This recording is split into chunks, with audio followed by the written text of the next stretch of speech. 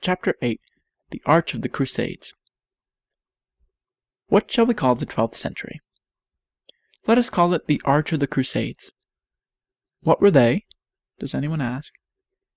I answer, the expedition of at least 2 millions of men, according to the very lowest statement of history, to get possession of the Holy Land. What Holy Land? Does anyone ask again? I reply, the land, in the words of Shakespeare, over whose acres walked those blessed feet, which 1800 years ago were nailed for our advantage to the bitter cross. The land in which Christ was born, in which he taught, worked his miracles, was crucified, and rose again from the dead. Kings left their thrones, and among them our own Coeur de Lion. The bravest princes and nobles sold or pawned their lands to get men and horses and ships to go and win possession of the Holy Land. Thousands died before they got out of Europe. Thousands perished by sea, and thousands perished in Asia.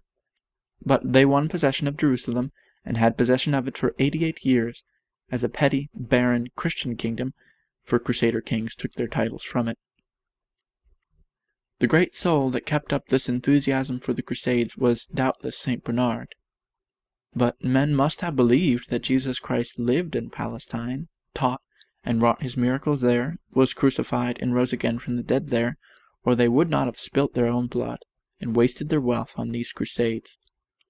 It is not possible for us, the commercial, the utilitarian, or the scientific men, or whatever we please to call ourselves, of the 19th century, to share in the enthusiasm of the ruder, but perhaps more earnest men of the 12th century. They were just awakening from the sleep of the Dark Ages, and they reasoned thus. We ought not to let these infidel dogs, the Saracens, the children of Mahound, these devotees of Satan, possess that holy land where our Saviour's blessed feet trod, where he taught and worked his miracles, where he was crucified and rose from the dead. We Christian men ought to possess it, and we will possess it. Deus vult.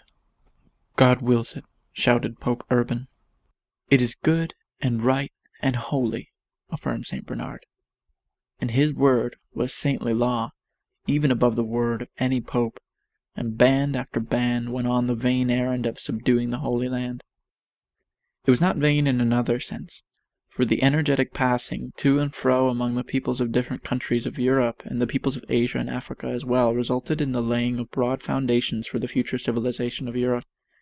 Yet I say we cannot, if we would, rekindle the crusading enthusiasm. Suppose some warm-natured brother of our number were to say here tonight, I think the Crusaders were right, and I propose that we sign a petition to the Queen and send an army at once to seize Jerusalem from the Turks. Oh, go to Jericho, we should all cry out. Let the Turks keep Jerusalem so long as they do us no harm by it. What, after 9 millions spent on the Abyssinian freak, and all the millions spent on the Crimean War, do you suppose we are in the humor for more folly? There were many sufferings for pure Christianity in this century, under the names of Patarines, or sufferers, Cathari, or Puritans, weavers, poor men, beguines, beghards, prayer-makers, and a variety of other names. The protesters against Romish superstition were scattered over the country of the Pyrenees, Ladou in France, and parts of Germany and Italy, and their lives were taken without pity.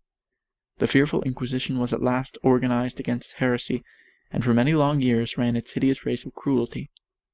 It asserted that one Inquisitor General, the infamous Torquemada, put 9,000 persons to death, and the entire number slaughtered by the Inquisition is commonly stated at 32,000. But we remember the name of the arch of the bridge of history on which we stand, and fear to prolong our stay upon it beyond your patience. I say again, men must have believed that Christ's well-known history was a history of facts, or they would not have risked their lives in the attempt to get possession of the land in which they believed he had lived, died, and risen again from the dead. How came men to be believing in the life, death, and resurrection of Jesus of Nazareth? Whence did this faith arise? Where did Christianity come from? We ask again. Did Jesus really never exist on this earth, and is Christianity but a reproduction of the old fable of the sun? Let us continue our march along the bridge of history and see if we find Christianity on the arch before the arch of the Crusades.